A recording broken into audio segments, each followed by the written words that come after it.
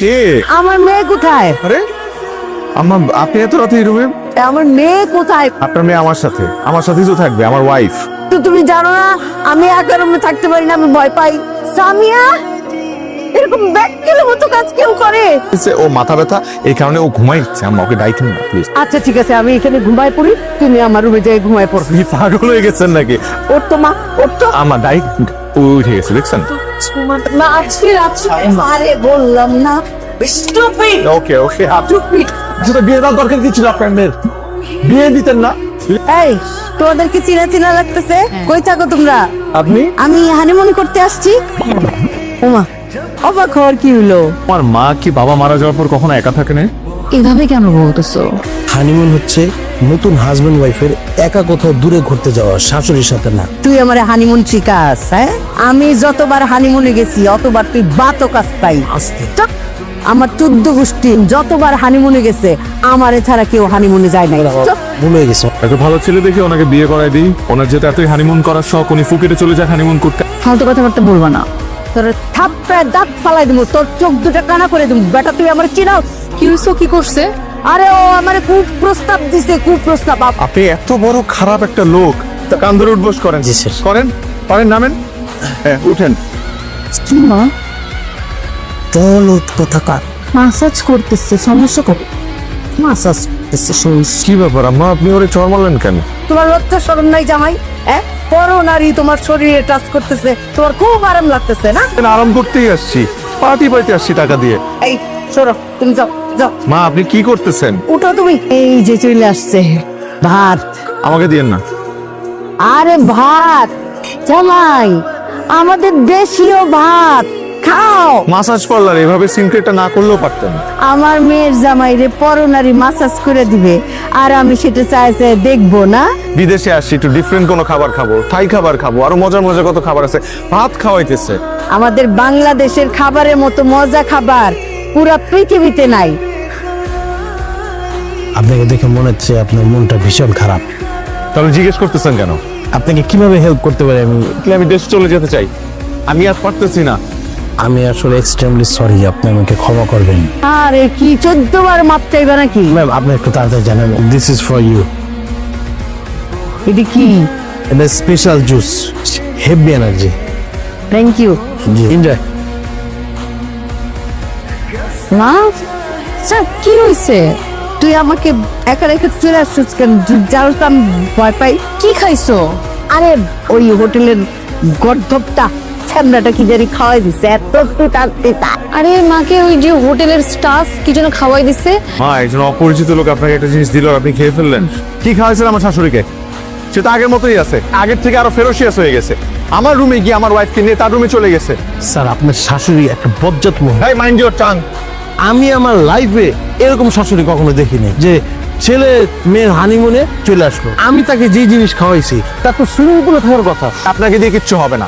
Sir আমাকে দিয়ে হবে। It's me Bimal Das sir. ওই কে? It's me ma'am Bimal Das.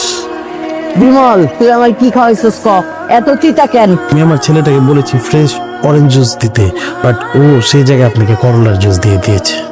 দোস্ত গোমতো পোলা পান্ডে আমি চিনি না, না বল জিনিস খাওয়ায়া অজ্ঞান করে পুরা রুম সাফা করে নিয়ে যাবি গা।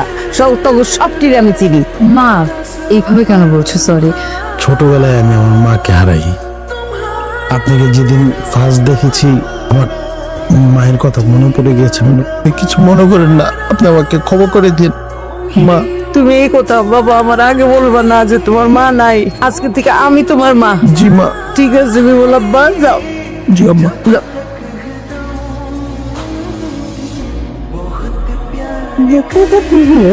কাজ হয়ে গিয়েছে, কাজ হয়ে গিয়েছে, ঠিক আছে, কারণ আপনি শাশুড়িকে সরিয়ে দিয়েছি স্যার। কোনো সমস্যা হবে না তো? নো স্যার, লাইফ জ্যাকেট আছে। না তুমি ঠিক আছো? আরে দূর সেরি। 5 মিনিটের মধ্যে একটা গুড নিউজ পাবেন। গুড নিউজ পাওয়া মাত্রই আপনি ভাবিকে নিয়ে ডিরেক্ট নিচে চলে যাবেন। আমার জীবন দিকে সব কিছু সবাইকে কায়দা নিয়ে জায়গা। মা না আসলে আসলে আমার ভালো লাগবে। আমার বিমল আব্বা কোথায়? তার চেহারা আমার এখন দেখতে মন চাইতেছে। মা আরে মা তাড়াতাড়ি আসো, মা অজ্ঞান হয়ে পড়ে গেছে। কি? তাড়াতাড়ি আসো। মা, আব্বা বিমল আব্বা আসছো? ভীমা আব্বা কি? হোটেলের স্টাফ। হোটেলের স্টাফকে সে তার সন্তান বলতেছে কেন? এমন বলতেছে কেন? আমি বিমল স্টাফটা কি যেন খাওয়াইছে, বলছে জুস খাওয়াইছে। সে বুঝে না সেটা জুস না অন্য কিছু। আশ্চর্য। কিভাবে বলবো? হানিমুনে আসছি তুমি আর আমি। কখনো শুনছো যে হানিমুনে হাজবেন্ড ওয়াইফের সাথে শাশুড়ি আসে? হাজবেন্ড ওয়াইফের থেকে দূরে হানিমুনে আলাদা একটা রুমে ঘুমাইতেছে। আম্মু হ্যাঁ প্লিজ আপনি একটু চুপ করেন। তোমরা দুইজন যা ইচ্ছা করো, আমি জাস্ট দেশে যাইতে চাই। আমি আর পারতেছি না এগুলা নিতে। তুই যাও। রাহাত কোথায়? জামাই কোথায় ক? বলেন কোথায়? স্যার ওদিকে চলেন কোথায়? তোর পলকটা দইরা দেখছিস? তোর জামাই ওই জায়গায় বসে মদ গিলতেছে। জামাই তুমি এটা কি করতেছো? উঠো উঠো, তুমি চলো। অসম্ভব।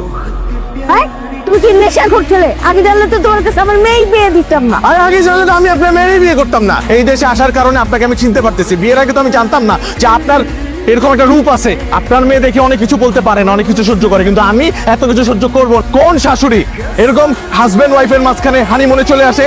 আরে এটা নেশা কইরা মাথা নষ্ট হয়ে গেছে। কি তুই কি কইতেছ? ওয়াল্লাহ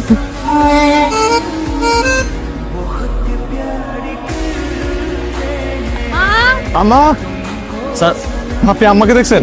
স্যার আমি জানি আপনার আম্মা কোথায়। কোথায় আছে? কোথায় সেটা তো বলবেন। আসেন না, আমি নিয়ে যাচ্ছি।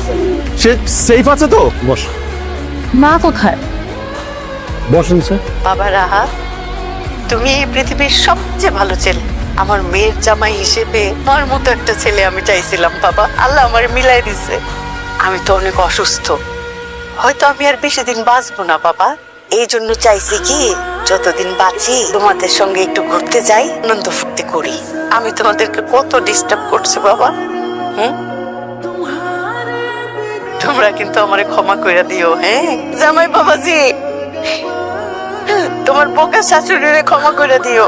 মা এখন কোথায় আছে? আমি নিজে ম্যাডামকে এয়ারপোর্টে ড্রপ করে দিয়ে আসছি। ম্যাডাম চলে এসেছে।